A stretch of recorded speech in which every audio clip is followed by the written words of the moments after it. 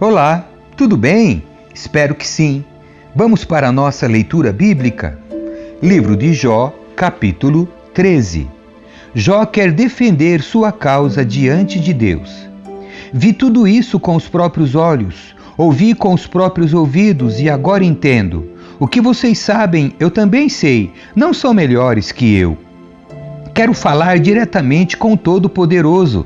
Quero defender minha causa diante de Deus. Vocês me difamam com mentiras. São médicos incapazes de curar. Se ao menos se calassem, é a atitude mais sábia que poderiam tomar. Ouçam minha defesa, prestem atenção a meus argumentos. Vocês querem defender Deus com mentiras? Apresentam argumentos desonestos em nome dele? Distorcem seu testemunho em favor dele? Acaso são advogados de Deus? O que aconteceria quando ele decidir investigá-los? Conseguirão enganá-lo como enganam qualquer pessoa? Não, certamente ele os repreenderá se distorcerem às escondidas seu testemunho em favor dele. Acaso a majestade dele não os aterrorizará? O terror dele não cairá sobre vocês? Suas frases feitas valem tanto quanto cinzas. Sua defesa é fraca como um pote de barro. Calem-se e deixem-me em paz. Permitam-me falar e eu arcarei com as consequências. Sim, porei minha vida em risco e direi o que penso de fato. Ainda que Deus me mate, Ele é minha única esperança. Apresentarei a Ele minha causa. Isto, porém, é o que me salvará. Não sou ímpio. Se eu fosse, não poderia me colocar diante dele.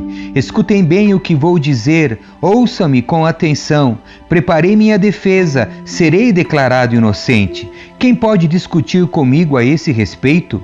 E se provarem que estou errado, me calarei e morrerei. Jó pergunta qual foi seu pecado. Ó Deus, concede-me estas duas coisas e não me esconderei de ti. Remove tua mão de cima de mim e não me assustes com tua temível presença. Chama-me e eu responderei, ou permita que eu fale e responde-me. Diga-me o que fiz de errado. Mostra-me minha rebeldia e meu pecado. Por que te afastas de mim? Por que me tratas como teu inimigo? Atormentarias uma folha soprada pelo vento? Perseguirias a palha seca? Escreves acusações amargas contra mim e trazes à tona os pecados de minha juventude. Prendes meus pés com correntes, vigias todos os meus caminhos e examinas todas as minhas pegadas. Eu me consumo como madeira que apodrece, como roupa comida pela traça. Capítulo 14. Como é frágil o ser humano! Sua vida é breve e cheia de aflições. Como uma flor nasce e depois murcha, como uma sombra passageira some depressa. É preciso que vigies uma criatura tão frágil e exijas que te preste contas? Quem pode extrair pureza de algo impuro? Ninguém. Estabeleceste a extensão de nossa vida. Sabes quantos meses viveremos e não recebemos nem um dia a mais. Portanto, dá-nos sossego, deixa-nos descansar. Somos como trabalhadores braçais, permite que terminemos nosso trabalho em paz. Até mesmo uma árvore tem mais esperança, pois se for cortada, voltará a brotar e dar novos frutos. Ainda que as raízes tenham envelhecido na terra e o tronco esteja podre, com o cheiro da água, voltará a brotar e dar ramos como uma planta nova. Mas, quando as pessoas morrem, perdem as forças, dão o último suspiro e depois, onde estão?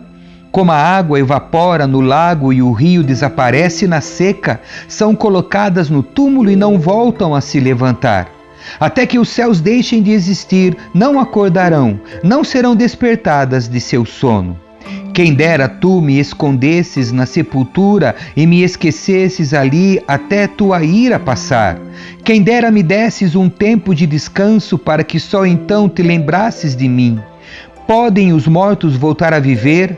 Assim eu teria esperança durante todos os meus anos de luta e aguardaria a libertação que a morte traz.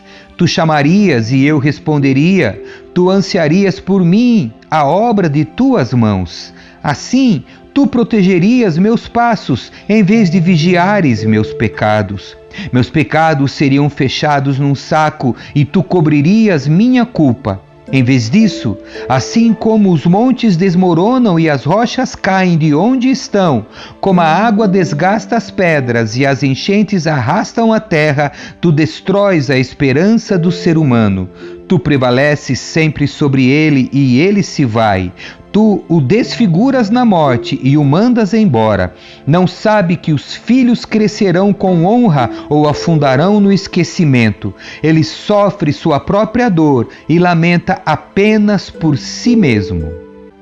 Capítulo 15. A segunda resposta de Elifaz a Jó. Então Elifaz de Temã respondeu: um homem sábio não responderia com esse falatório. Suas palavras não passam de vento. O sábio não se envolve em conversas sem propósito, nem usa palavras sem sentido. De fato, você não tem temor a Deus e não lhe mostra reverência. Seus pecados dizem à boca o que ela deve falar. Suas palavras se baseiam em engano astuto. Sua própria boca o condena, não eu. Seus próprios lábios depõem contra você.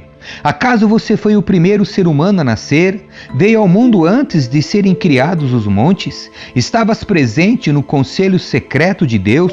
Só você é dono da sabedoria? O que você sabe de nós que nós não sabemos? Que compreensão tem que nós não temos?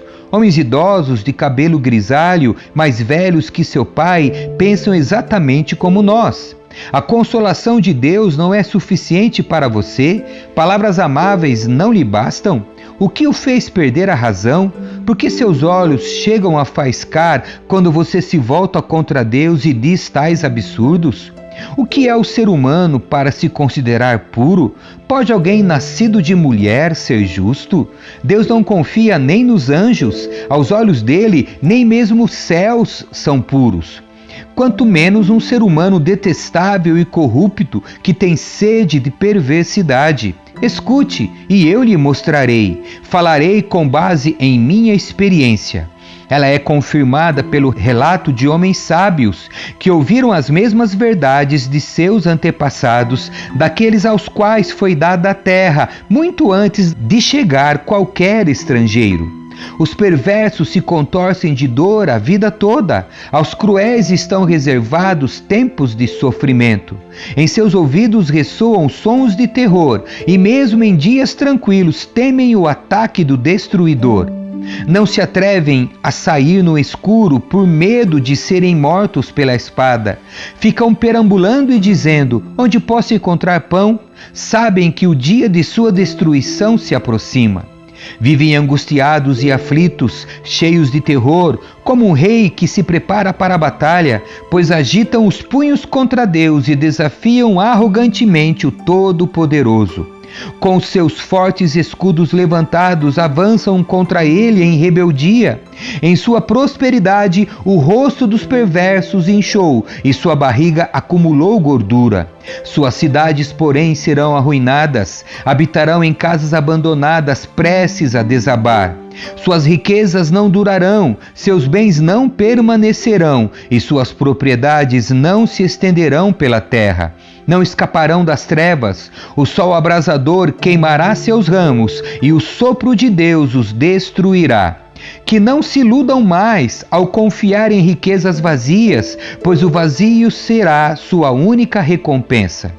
Serão cortados na flor da idade, seus ramos jamais voltarão a verdejar. Serão como a videira cujas uvas são colhidas cedo demais, como a oliveira que perde as flores antes que se formem os frutos. Pois os ímpios não têm futuro, o fogo destruirá suas casas, enriquecidas com subornos. Concebem desgraça e dão à luz maldade, seu ventre só gera engano. Amém. Que Deus abençoe você. Tchau.